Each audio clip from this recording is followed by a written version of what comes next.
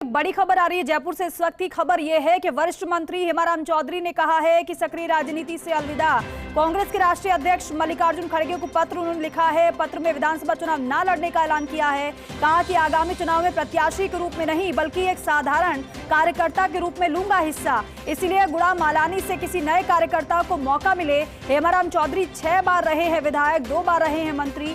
First India news ने पहले ही दे दिए थे हेमाराम के चुनाव न लड़ने के संकेत। ये पहले ही फर्स्ट इंडिया न्यूज ने बता दिया था अपने दर्शकों को कि ऐसा हेमाराम चौधरी की तरफ से फैसला लिया जा सकता है, क्योंकि कई मर्तबा उनकी तरफ से कहा जा चुका है कि मैं चुनाव नहीं लड़ूंगा। ऐसे में किसी नए कार्यकर्ता को मौका दिया जाना चाहिए। ये वरिष्ठ मंत्री हेमाराम चौधरी ने कहा है कि सक्रिय राजनीति से अलविदा वो कह रहे हैं। कांग्रेस के राष्ट्रीय अध्यक्ष मल्लिकार्जुन खड़गे को पत्र भी उन्होंने लिख दिया है, और जो पत्र लिखा है हेमाराम चौधरी ने वही पत्र हम आपको दिखा रहे हैं। सबसे पहले फर्स्ट इंडिया न्यूज वो लेटर आपको दिखा रहा है जिसमें हेमाराम चौधरी ने अपनी बात को रखा है मल्लिकार्जुन खड़गे के समक्ष। एसोसिएट एडिटर निर्मल तिवारी हमारे साथ जुड़ रहे हैं। निर्मल जी, ये कोई पहली बार तो नहीं है। वो बात अलग है कि ये जो पेपर सामने आ गया उससे अब उनका बयान हो रहा है, लेकिन फर्स्ट इंडिया पहले ही बता चुका है कि हेमाराम चौधरी इस तरीके से कहते आए कि मैं नहीं लड़ूंगा चुनाव, किसी और को जिम्मेदारी दें।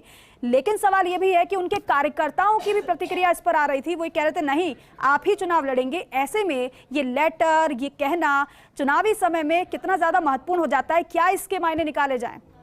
देखिए दीपिका, निश्चित तौर पर हेमाराम चौधरी कैबिनेट के सबसे वरिष्ठ मंत्रियों में से एक हैं। पायलट खेमे के मंत्री हैं। पायलट को लेकर के हमेशा उनके साथ रहे। जब भी पिछले दिनों जो भी घटनाक्रम हुए पिछले वर्षों में, तो हमेशा पायलट के साथ खड़े हुए नजर आए। और यही कारण है कि उनको पायलट खेमे से ही उनको मंत्री पद भी मिला था।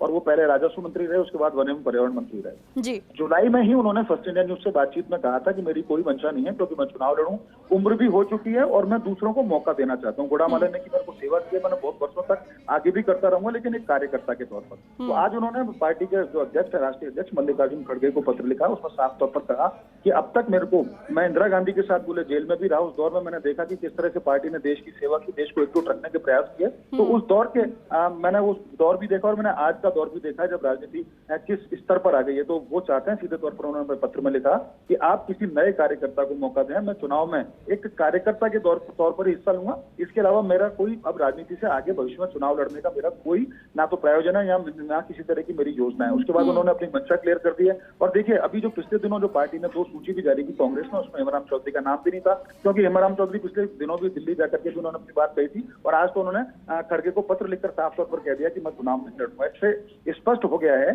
कि गुड़ामालानी से इस बार कांग्रेस को किसी नए प्रत्याशी को उतारना पड़ेगा।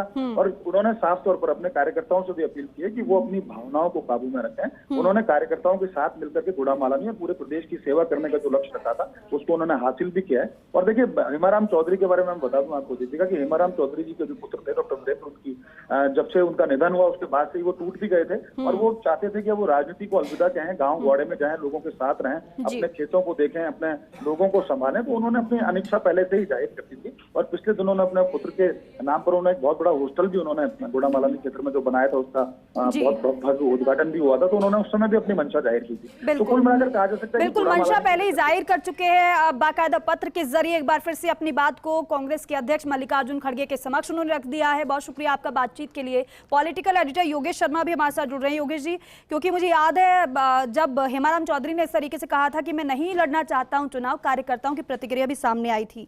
ऐसे में आपसे ये समझना चाहेंगे कि ये इस समय में ये लेटर हेमाराम चौधरी का मल्लिकार्जुन खड़गे को, इसके सियासी मायने क्या निकाले जा सकते हैं?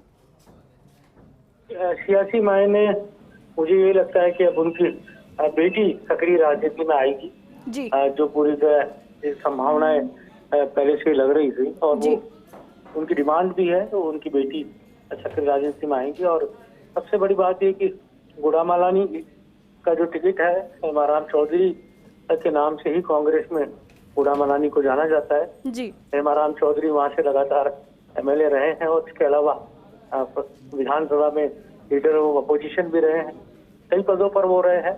लेकिन एक अलग तरह का व्यक्तित्व उनका है जी। राजनीति में शुचिता और ईमानदारी के प्रतीक वो रहे। और यही कारण है कि वो एक समय के आगे वो राजनीति नहीं करना चाहते। ऐसे संकेत उन्होंने कई बार दिए, कई मौकों पर उन्होंने ये जता दिया था कि वो नहीं चाहते हैं कि वो अब आगे राजनीति करें। अभी निर्मल जी ने बहुत सही लफ्जों में कई बातें कही। ठीक है योगी जी, बहुत शुक्रिया बातचीत के लिए, जानकारी